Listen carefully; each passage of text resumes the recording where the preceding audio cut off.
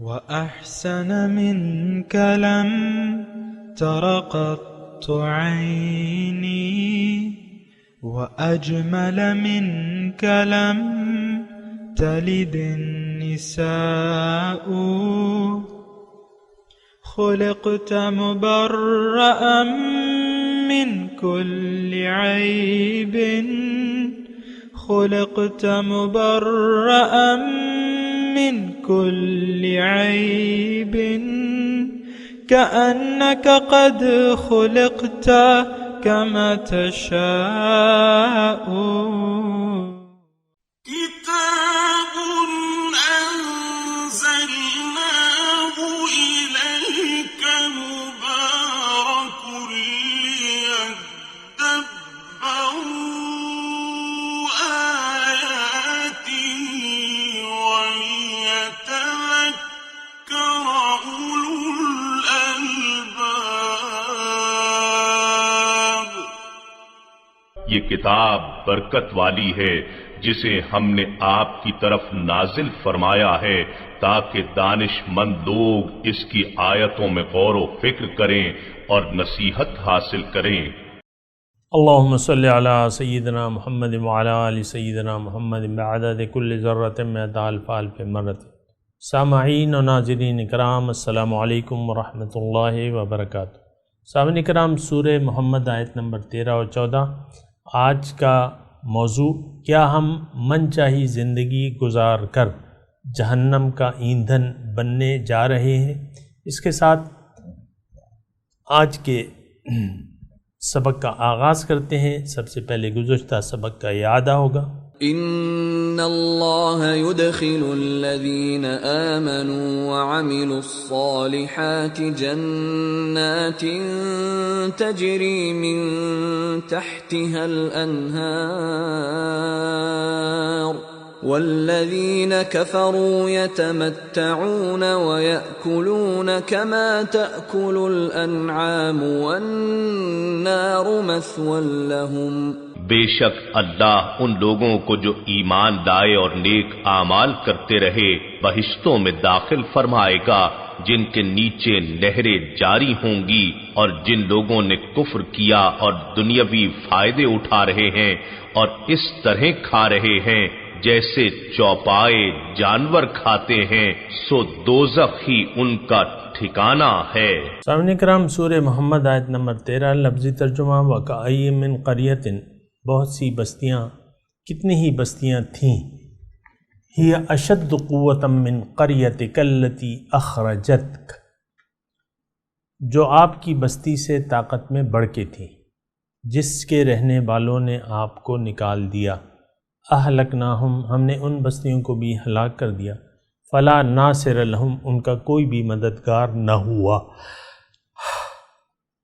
افمن کان علی بینۃ من ربہ، بھلا وہ شخص جو اپنے رب کی طرف سے واضح دلیل پہ ہو، کمن زین لہ سوء عملہ، اور کیا وہ ہو سکتا ہے اس شخص کی طرح جس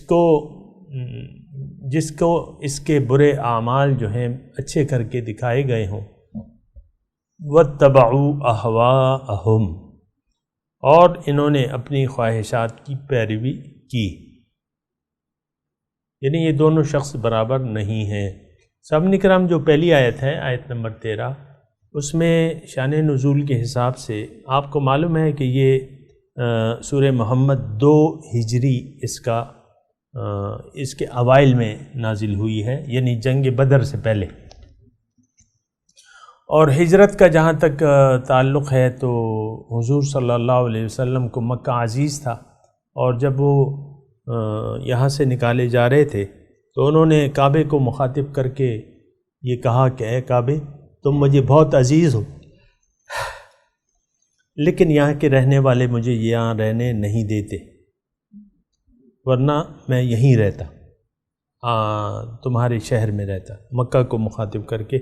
بہرحال اللہ تعالیٰ نے جس طریقے سے حضور صلی اللہ علیہ وسلم کی جو طریقہ کار لکھ دیا تھا وہی ہوا، مکے سے آپ کو نکال دیا گیا، پھر 8 سالوں بعد ہی مکے کو واپس آپ کو دے دیا گیا۔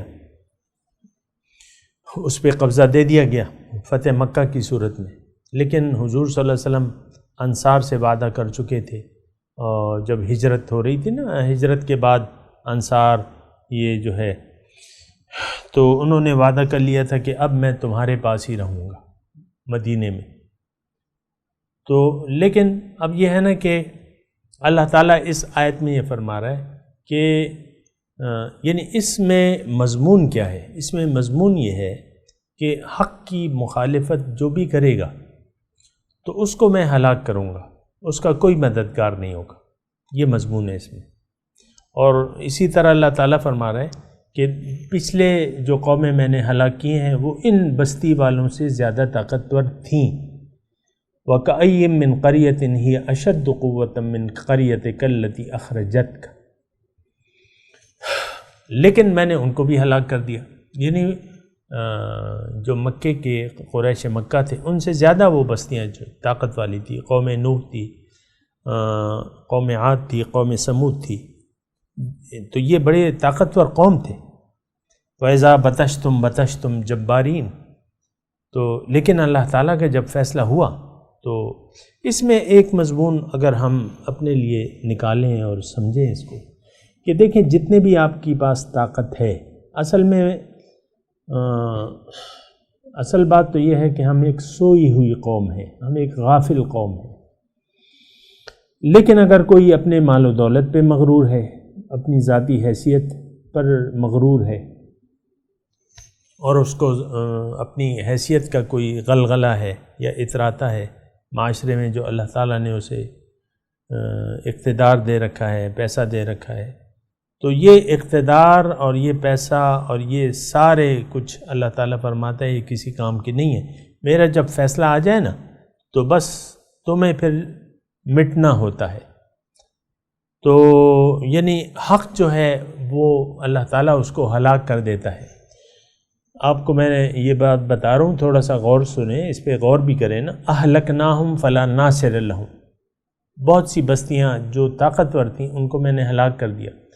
آپ کو میں نے بتایا سامعین کرام کہ اللہ تعالیٰ کا عذاب دنیا میں جزوی طور پہ آتا ہے۔ جو بھی قومیں ہلاک کر دی گئیں وہ تو ایک مثال کے طور پہ قوم عاد پہ عذاب آیا، قوم نوح پہ طوفان نوح آ گیا مثال کے طور پہ، تو وہ تو بس چند گھنٹوں کی یا لمحوں کی بات تھی، بات ختم ہو گئی۔ یعنی وہ سزا تو بہت معمولی ہے اصل سزا کے مقابلے میں۔ تو دنیا میں اگر عذاب آتا بھی ہے وہ جزوی طور پہ ہوتا ہے سامنے کرام۔ تو یہ کبھی نہ سمجھے کہ بھئی پہلے عذاب آتے تھے اب عذاب نہیں آتے۔ میں نے آپ کو کہا ہے کہ دنیا میں یعنی اب بھی عذاب آتے ہیں تا قیامت، اللہ تعالیٰ کی پالیسی۔ اس کے بارے میں نے الگ تقریر کی بھی ہے، اس کو اگر آپ دیکھ لیں تو بہتر ہوگا۔ لیکن یہ ہے کہ اللہ کے عذاب سے کوئی بچ نہیں سکتا، ایک بات ہے دنیا میں بھی اور آخرت میں بھی۔ تو جب بچ نہیں سکتا تو پھر اس سے بچنے کی کوشش کرنی چاہیے دنیا میں، آخرت میں تو کوئی بچاؤ نہیں ہوگا۔ فلا ناصر لہم، یا جب اللہ کے عذاب کا فیصلہ آ جائے آپ کو کوئی بھی نہیں بچا سکتا۔ یہ ایک بہت لمبی تفصیل ہے، اگر میں اس کی تفصیل میں جاؤں، لیکن اس وقت میں جانا نہیں چاہتا، لیکن میں آپ کو اشارتاً کہہ رہا ہوں، دوسری جگہ میں نے اس کی تقریر کی بھی ہے۔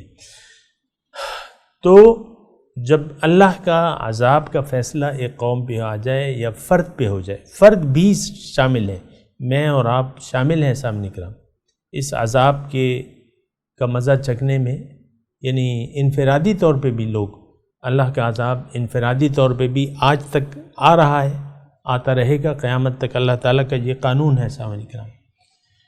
تو ان کا پھر کوئی مددگار نہیں ہوگا۔ جو آج کا مضمون ہے سامنے کرام، میں صرف یہ کہہ رہا ہوں کہ فلا ناصر لہم، ایسا نہ ہو کہ وہ عذاب ہم پر حاوی آ جائے اور فیصلہ ہو جائے اللہ تعالیٰ یا قانون قدرت کے حساب سے۔ یہ عذاب ایسا ہوتا ہے نا کہ ہمارے اعمال کے نتائج جو ہیں ہماری روح پر پڑتے رہتے ہیں، تو ایک وقت آتا ہے کہ وہ بالکل ہی یعنی دل سیاہ ہو جاتا ہے حدیث کے مفہوم کے مطابق، اور اللہ تعالیٰ جو ہے وہ پھر ایک قانون الہی کے تحت دلوں پہ زنگ لگ جاتا ہے، مہر لگ جاتی ہے، اور دل سیاہ ہو جاتا ہے، دل پہ مہر لگا دی جاتی ہے، دل پہ زنگ لگ جاتا ہے، یہ ساری عذابات کی علامات ہیں۔ پھر آپ کی زندگی جو ہے، یعنی آپ کی سمجھ الٹی ہو جاتی ہے اور پھر آپ کی زندگی آپ پر تنگ کر دی جاتی ہے۔ یہ بھی ایک قدرتی وہ ہے سامنے کا۔ تو زندگی پھر آپ کی تنگ کر دی جاتی ہے، آپ کے پاس یعنی 10 کنال کی کوٹی ہی کیوں نہ ہو، اس میں اعلیٰ سے اعلیٰ رہائشی سہولیات ہی کیوں نہ ہو، لیکن ایسا ہوتا ہے کہ وہ پھر یعنی پھر عذاب میں انسان گرفتار ہو جاتا ہے اور پھر اس کی کوئی بچاؤ کا راستہ بھی نہیں رہتا۔ اس دنیا کی بات کر رہا ہوں سامنے کرام میں۔ دنیا میں جب عذاب الہی یعنی آپ کو فیصلہ آپ پر صادر ہو جائے، قدرتی طور پہ یہ ہوتا رہتا ہے، اس کی میں تفصیل بیان بھی کر چکا ہوں، لیکن پھر آپ کے لیے کوئی بچاؤ کا راستہ نہیں ہوتا۔ میں یہ عرض کر رہا ہوں سامنے کرام کہ اس سے پہلے کہ عذاب الہی حتمی طور پہ ہم پر ثابت ہو جائے اور ہمارے لیے کوئی بھاگنے کی راہ نہ ہو، اس سے پہلے جو ہے سامنے کرام اس عذاب سے آپ بچ نکلنے کی کوشش کریں، اور اس کی نکلنے کی کوئی یعنی وہ آپ شروعات جو ہیں کہاں سے کریں گے کہ آپ یہ سوچیں کہ آپ ہیں کون، پھر یہ سوچیں کہ اللہ نے آپ کو پیدا کیوں کیا ہے، آپ کا مقصد حیات کیا ہے، آپ کو اللہ تعالیٰ کیا مقصد دے رہا ہے، کس طرف آپ کو بلا رہا ہے، آپ یہ سوچیں سمجھیں، اور پھر اللہ کو اپنی منزل بنا کے، آخرت کو اپنی ترجیح بنا کے اللہ کے راستے پر حضور صلی اللہ علیہ وسلم کی اسوہ حسنہ کی روشنی میں رواں دواں ہو جائیں، لیکن ایک رہنمائی اپنے لیے مقرر کر لیں۔ وَاتَّبِعْ سَبِيلَ مَنْ أَنَابَ إِلَيَّ، ایک ذریعہ تلاش کریں، ایک رہنما تلاش کریں، اور رہنما کی تلاش کے بعد آپ اللہ کے راستے پر رواں دواں رہیں، تو آپ پہ اللہ کا عذاب پھر نہیں آئے گا، کیونکہ دوسری آیت جو ہے أَفَمَنْ كَانَ عَلَى بَيِّنَةٍ مِّن رَبِّهِ کمن زُيِّنَ لَهُ سُوءُ عَمَلِهِ، یہ بہت آیت ہے، یہ جو آیت نمبر 14 بھی ہے، اس میں آپ دیکھیں، اس میں اللہ تعالیٰ تقابل کر رہا ہے، مقابلہ کر رہا ہے کہ ایک وہ شخص ہے جو اللہ تعالیٰ کی طرف سے ایک دلیل پہ ہے، دوسرا وہ شخص ہے جس کے پاس کوئی دلیل نہیں ہے، جو کہ فضول زندگی گزار رہا ہے اور اس کے برے اعمال اس کو اچھے لگ رہے ہیں۔ کمن زُيِّنَ لَهُ سُوءُ عَمَلِهِ، پھر اس میں ایک بہت بڑی نشانی یہ ہے، یعنی جو ظالم ہے، جو دوزخی ہے، اس کی نشانی کیا ہے؟ وَاتَّبَعُوا أَهْوَاءَهُمْ، یہ اپنی خواہشات کی پیروی کر رہا ہے۔ سامعین کرام، یہ بہت اہم آیت ہے، آپ اس کو دیکھیں اور سمجھنے کی کوشش کریں۔ اصل میں میں نے آپ کو بتایا بھی ہے پہلے بھی، ابھی پھر بتا رہا ہوں کہ دیکھیں، زندگی گزارنے کے 2 طریقے ہیں، ایک کامیابی کا ہے، ایک ناکامی کا ہے۔ اگر آپ ایک کامیاب زندگی گزارنا چاہتے ہیں یا چاہتی ہیں تو آپ کو اپنی خواہشات نفس کی بل بوتے پہ زندگی نہیں گزارنی ہوگی۔ سب سے پہلے ایک مقصد کا تعین کریں، اپنے آپ کو پہچانیں، اپنی منزل کو پہچانیں، اور پھر منزل تک پہنچنے کا جو راستہ ہے، جو قرآن بتاتا ہے ہمیں، اور جس طریقے پر ہمیں عمل کر کے دکھایا گیا ہے حضور صلی اللہ علیہ وسلم کے اسوہ حسنہ کے مطابق، آپ اپنی زندگی کو اس راستے پر لگا دیں جو قرآن کا راستہ ہے، جو رسول کا راستہ ہے۔ اب کیا ہوگا؟ آپ کامیاب ہیں، آپ کے پاس ایک واضح دلیل ہے۔ اچھا، بہرحال میں اسی پہ میں پہلے بات کرتا ہوں، پھر وَاتَّبُعُوا أَهْوَاءَهُمْ پہ آؤں گا۔ اب فَمَنْ كَانَ عَلَى بَيِّنَةٍ مِّن رَبِّهِ، بھلا وہ شخص جو رب کی طرف سے ایک دلیل پر ہو، واضح دلیل پر ہو۔ اب واضح دلیل رب کی کیا ہے سامنے کرام؟ بہت دلچسپ مضمون ہے، تھوڑا سا غور کریں اس پہ۔ واضح دلیل کا کیا مطلب ہے کہ آپ اپنے آپ کو پہچان لیں کہ میں ظاہر نہیں، میرا اصل ظاہر نہیں ہے بلکہ باطن ہے، میں تو ایک روح ربانی ہوں۔ آپ اس پہ یقین کر لیں، اپنے ذات پر یقین کر لیں کہ آپ کی حقیقت ہے کیا۔ اب یہ ایک دلیل ہے، اور یہ پھر رب نے قرآن میں بھی بتائی ہے، وَنَفَخْتُ فِيهِ مِن رُوحِي فَقَعُوا لَهُ سَاجِدِينَ۔ فرشتوں کو جب اللہ تعالیٰ حکم سجدہ یعنی کہہ رہا تھا کہ میں آدم کو اپنا خلیفہ بنا رہا ہوں،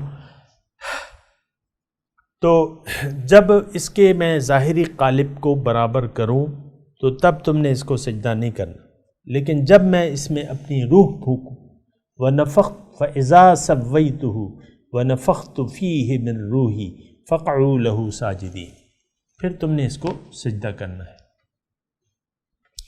تو یہ ایک بینہ ہے، دلیل ہے۔ اللہ تعالیٰ کی طرف سے جو چیز بھی ہوتی ہے اگر ہم اس کو مان لیں، جان لیں اور مان لیں تو وہ ایک دلیل ہوتی ہے۔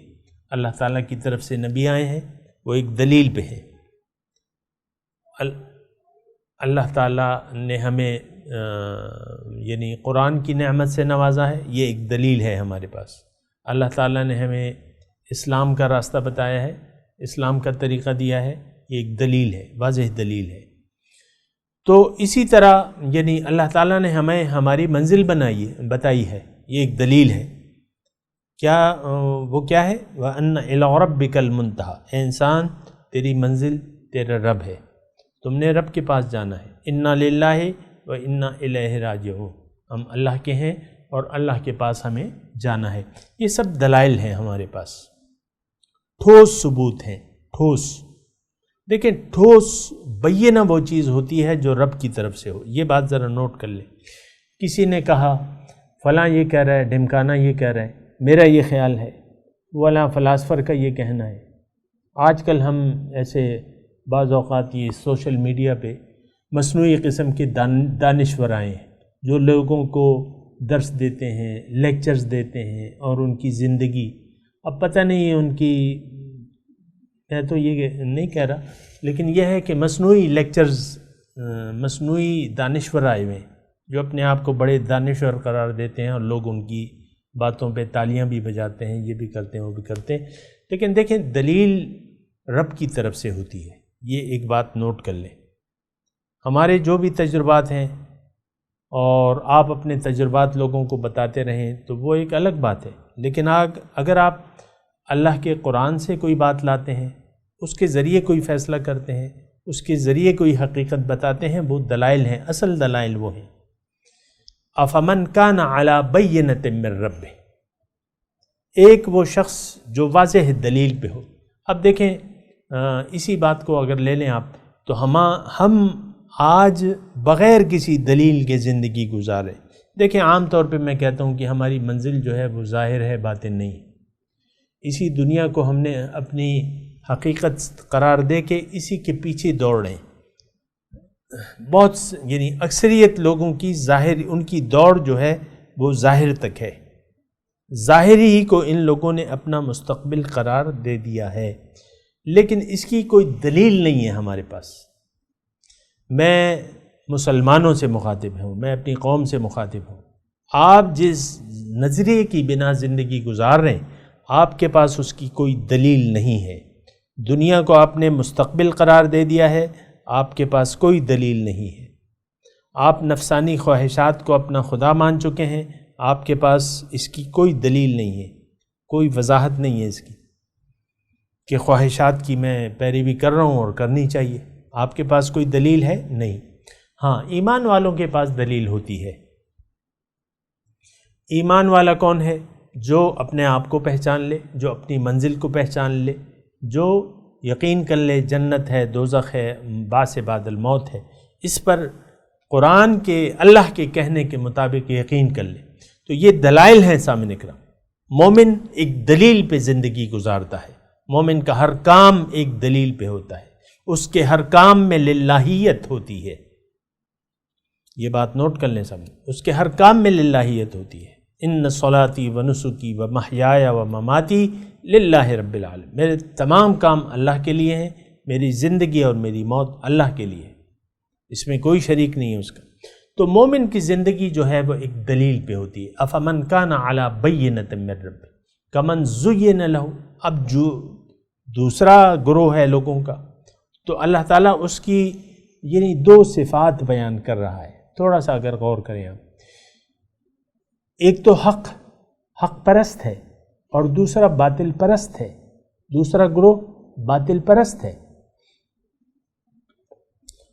تو دوسرا گروہ جو ہے جو حق پرست کے بالمقابل، تو وہ اس کے سامنے زُیِّنَ لَهُ سُوءُ عَمَلِهِ وَاتَّبَعُوا أَهْوَاءَهُمْ، دو صفات ہیں اس کی۔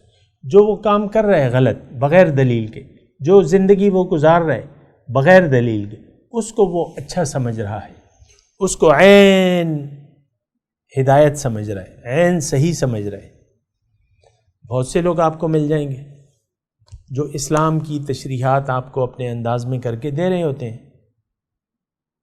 نہیں ہیں، وہ اللہ کے راستے پر نہیں ہوتے، لیکن بس ادھر ادھر بس ایک چند قرآنی آیات پیش کر دیں گے، کچھ احادیث پیش کر دیں گے، پھر اپنا نظریہ اس کے مطابق ثابت کر دیں گے کہ میرا جو باطل نظریہ ہے، دیکھیں یہ آیت ہے، یہ حدیث ہے، فلاں فلاں، بس بات ختم۔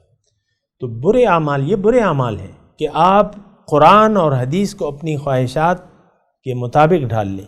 ایسی بہت سی کتابیں میں پڑھتا رہتا ہوں، بہت سے مصنفین ہیں جنہوں نے اپنا ایک خاص نظریہ بنا لیا ہے جو قرآن کے نظریے سے مختلف ہے، پھر وہ قرآن کی آیات جو غلط نظریہ ہے اس کے سلسلے میں قرآن کی آیات کو بھی، اس کا معنی بھی چینج کر کے بتاتے ہیں، اور حدیث بھی ایسی پیش کر دیتے ہیں۔ اسی طرح ہمارے جو یہ فرقے بن گئے ہیں، ہم فرقے ہو گئے، تو آپ دیکھیں اہل سنت والجماعت میں بھی تفرقہ بازی ہو گئی ہے، ایک دیوبندی ہے، ایک بریلی ہے، ایک فلاں ہے، ایک ڈمکانہ ہے، ایک اہل حدیث ہے۔ 4 مذاہب تو حق ہیں، لیکن 5واں نکل آیا ہے وہ فقہ جعفریہ، وہ دوسرا نکل آیا ہے۔ پھر جو اہل سنت ہیں وہ بھی بڑھ گئے، ایک دوسرے پہ کفر و شرک کے فتنے لگا رہے ہیں، لیکن یہ ساری باتیں جو ہیں مناسب نہیں ہیں۔ ایک اللہ معبود، ایک رسول ہمارے رسول، یعنی جس کی ہم پیروی کریں گے، بس یہ 2 باتیں ہیں، اور منزل صاف ہے، واضح ہے، آسان ہے، لیکن اس میں ہم نے تفرقہ بازی پیدا کر دی ہے جو نہایت خراب چیز ہے۔ تفرقہ بازی اللہ تعالیٰ اس کو پسند نہیں کرتا۔ بہرحال میں اپنے مضمون کی طرف آتا ہوں، کمن زُیِّنَ لَهُ سُوءُ عَمَلِ۔ اب دیکھیں ہم جو زندگی گزار رہے ہیں عام طور پہ، میں صرف پہلی جو کہ کیا ہو سکتا ہے یہ شخص اس شخص کی طرح جس کو اس کے خراب اعمال اچھے کر دکھائے گا۔ اب آپ دیکھیں یہ بات سمجھنے آپ کو بہت آسان ہوگی، بہت سے علماء ہیں جو راہ حق پہ نہیں ہیں، لیکن وہ مختلف طریقوں سے اپنے مسلک کو، اپنے فرقے کو، اس کا دفاع کرتے ہیں۔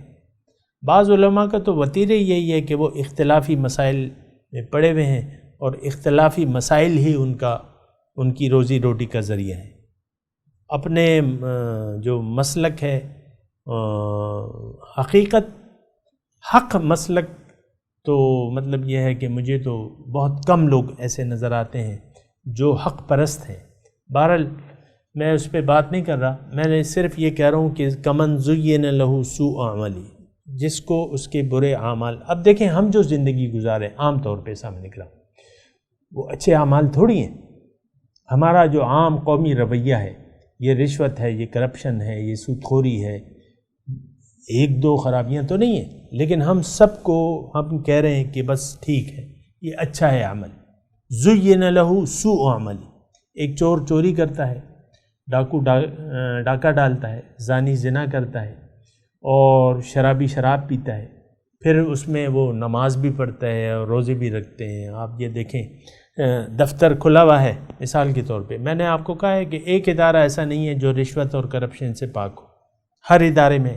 اب وہ نماز کی پابندی اتنی ہے کہ بھئی رشوت کی ایک ڈیلنگ ہو رہی ہے، آفیسر جو ہے بیٹھا ہوا ہے، وہ کہتا ہے یار مجھے 2 لاکھ روپے دو گے تو تمہارا کام کر دوں گا، اتنے میں 1 بج جاتا ہے، مسجد کی اذان ہو جاتی ہے، وہ ڈیلنگ میں اس پہ التوا کر کے وہ چلے جاتے ہیں نماز کو پڑھنے کے لیے۔ یعنی وہ دوزخ والا کام کر رہا ہے، الراشی والمرتشی فی النار، لیکن اس کو حق سمجھ رہا ہے۔ یہ یعنی میں خود شاہد ہوں یہ کک بیکس اور یہ رشوت اور یہ کمیشن، یہ جو ہیں بعض ادارے جو ہیں اس کو اپنا حق تسلیم کرتے ہیں، یہ ہمارا حق ہے، ہمارا حق دو نا بھائی، ہمیں مٹھائی کھلاؤ، یہ کرو وہ کرو. اور یہ سرکاری اداروں تو وہ نہیں ہے سامعین کرام. گوالا ہے تو وہ دودھ سے کریم نکال کے بیچ رہا ہے مثال کے طور پہ، یا پانی ڈال کے بیچ رہا ہے. کوئی ریڈی والا ہے، آپ اس سے 2 کلو آم خریدتے ہیں، وہ 2 آم بیچ میں داغی ڈال دیتا ہے، آپ کو وہ بتاتا ہی نہیں ہے. یہ ایک قومی رویہ ہے کہ ہم صحیح اعمال نہیں کر رہے، نہ مقصود ہے اور نہ اعمال ہمارے صحیح ہیں، نہ ایمان ہے نہ عمل صالح ہے. تو کیا کہ ہمیں برے اعمال، اب یہ برے اعمال ہمیں اچھے لگتے ہیں.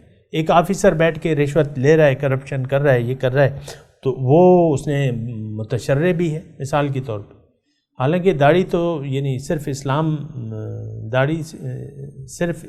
داڑھی میں اسلام نہیں ہے، لیکن مثال کے طور پہ ایک داڑھی والا ہے، ایک آفیسر، اور پھر بھی وہ یعنی وہ خراب اعمال کر رہا ہے، رشوت لے رہا ہے، کرپشن کر رہا ہے. کسی کو بھی نہیں لینے چاہیے، لیکن وہ خاص طور پہ وہ. اسی طرح ہم دیکھیں سامعین کرام، یہ ایک عام قومی رویہ ہے، اور بہت دکھ سے میں یہ کہہ رہا ہوں کہ ہم زندگی کو ضائع کر رہے ہیں اجتماعی طور پہ، اور ہماری کوشش یہ ہے کہ ہم جہنم میں چلے جائیں. یعنی اگرچہ ہم جہنم کو حق نہیں مانتے، لیکن پھر بھی اگر کوئی اہل حق ہو اور وہ دیکھیں گے کہ یہ قوم جو ہے جہنم میں جانے کے لیے بےتاب ہے. دوسری بڑی اس کی وجہ یہ ہے کہ وَاتَّبَعُوا أَهْوَاءَهُمْ، کہ یہ اپنی خواہشات کی پیروی کر رہے ہیں. آج دیکھ لیں سامعین کرام، میرے پاس وقت تھوڑا ہے، لیکن پھر بھی میں آپ کو یہ کہہ رہا ہوں کہ ہم اپنی من چاہی زندگی گزار رہے ہیں. اللہ کا قرآن کبھی کا اس کو ہم نے ترک کر دیا ہے، حضور صلی اللہ علیہ وسلم کا اسوہ حسنہ کبھی کا اس کو ہم نے ترک کر دیا ہے. وَاتَّبَعُوا أَهْوَاءَهُمْ، یہ بہت خطرناک بات ہے. اللہ نے توفیق دی تو اگلے درس میں بھی اس پہ تھوڑی سی بات کروں گا. ابھی میں تلاوت کرتا ہوں، میرے ساتھ دہرائیے. اعوذ باللہ من الشیطان الرجیم، بسم اللہ الرحمن الرحیم. وَكَأَيٍّ مِّن قَرْيَةٍ هِيَ أَشَدُّ قُوَّةً مِّن قَرْيَتِكَ الَّتِي أَخْرَجَتْكَ أَهْلَكْنَاهُمْ فَلَا نَاصِرَ لَهُمْ أَفَمَنْ كَانَ عَلَى بَيِّنَةٍ مِّن رَّبِّهِ كَمَنْ زُيِّنَ لَهُ سُوءُ عَمَلِهِ وَاتَّبَعُوا أَهْوَاءَهُمْ. ترجمہ سنا دیں. وَكَأَيٍّ مِّن قَرْيَةٍ، کتنی ہی بستیاں ہو گزری ہیں، ہی اشد قوتم من قریتک التی اخرجتک،